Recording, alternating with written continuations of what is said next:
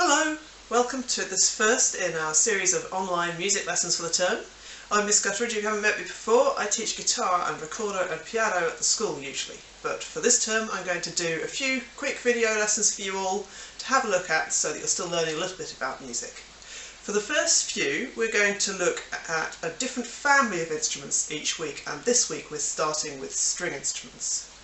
That means any instrument that you can either pluck or bow. The most common, and the one you probably know the best, is the guitar. You've seen me play this before, I'm sure. You've seen lots of people play this before. This is an acoustic guitar. That means it's got a proper box on it, which helps amplify the sound, as opposed to an electric guitar, which you have to plug in and attach to an amplifier, otherwise it doesn't make very much noise. So this is a plucking instrument. It's got 6 strings. Each one plays a different note. And then the best known bowed string instrument is probably this one here. This is the violin, and you play the sounds by taking your bow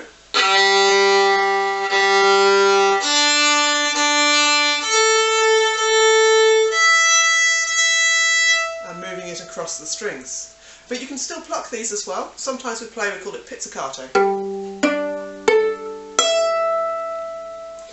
The violin has a bigger cousin called the viola. So you can see they're very similar, they're the same shape but different sizes. So the viola is a little bit bigger and a little bit lower. It's still played in the same way though, up on your shoulder. But they also have a much bigger cousin called the cello. I haven't got one of those, but it's so big that you play it like this. It goes all the way down to the ground. It's a whole octave lower than the viola, and the bow on that one goes across the strings, sideways like that. I'm also going to give you a quick look at this one. This is a much older design of instrument. This is called a medieval fiddle. I specialise in medieval music, so every now and then I'm going to drop a bit of an unusual instrument in for you to have a look at. This medieval fiddle works very much like the violin or the viola. I can feel as soon as I pick it up it weighs a lot less. The strings are made of gut instead of nylon and metal like on the other instruments I've showed you. And it's got a much flatter bridge, this is the bridge here, which allows us to play chords on it.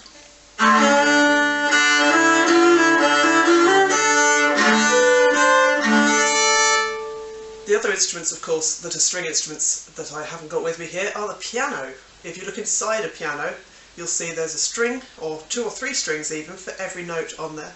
And there's also the harp, which a lot of you will have seen pictures of, which is enormous. It's like a piano sideways on a frame. You've got your string instrument here. It's my violin again. And you want to play more than 4 notes because it's only got 4 strings.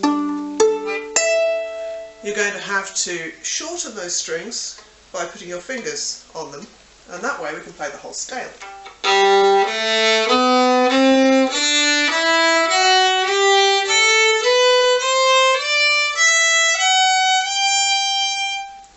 I've talked about plucking and bowing. The other thing is that way I was playing just 1 note at a time, but it's also possible to play chords like I did on the medieval fiddle by putting your bow on 2 strings at a time.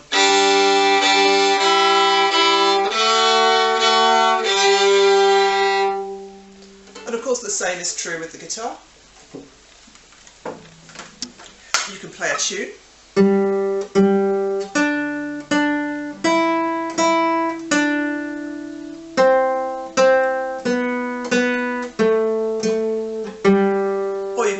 To go with that tune.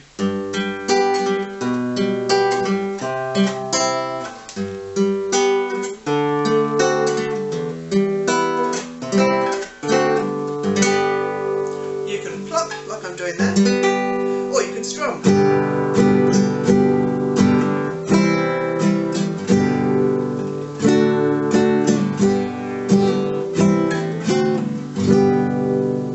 So we've got lots of options. And of course the other thing is that we can vary the kind of sound we make. So we can play very loud by being strong with it, or we can play as quietly as we possibly can, if we're trying not to wake people up. So we can get some really dramatic effects out of each instrument. If I want to play louder and quieter on the violin with the bow, then I have to push harder on the string. Or be very gentle and almost lift the bow off the string. actually change that as we go along.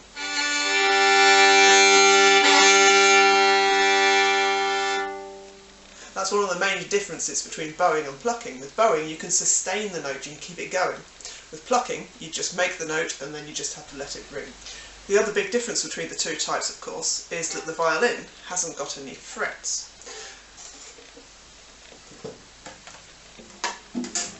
So the frets on the guitar are these lines that you can see across the fingerboard, and they give us a set position for each fingering, for each note. So if I try to slide up this string, you hear all the individual notes as I go up and down. Whereas, if I want to slide on the violin, I'll get a nice smooth effect.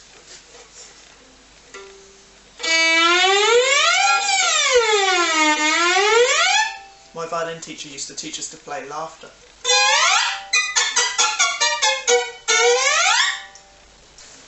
Okay, now so far it's just been me talking to you and showing you things and playing you things, but every week what I also want to do is have something that you can all join in with at home, so we can all make music together. So this week I'm going to play you a folk tune. It's a dance tune called Mary's Wedding from Scotland, and if you've got an instrument at home then you can pause the video and go get it, because I've got something for you to do. Have you done that? I want you to play 4 notes, okay? You're going to play G, G again, then C and D. If you don't know all those notes, for example if you don't know where C is, you can put all G's, okay? So you can play G all the way through.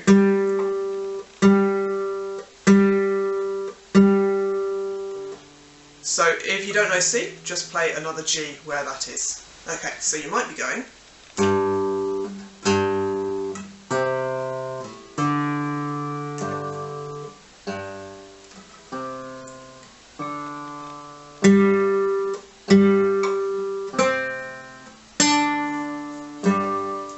Or you can play each one twice if you're feeling brave, like this.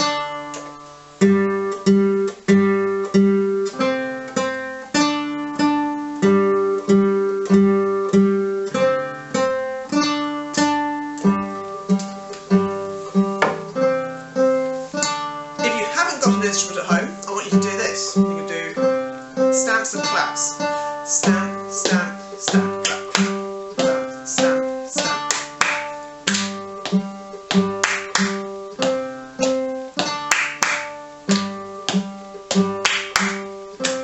Got that? Okay, here comes the tune. See if you can keep that going.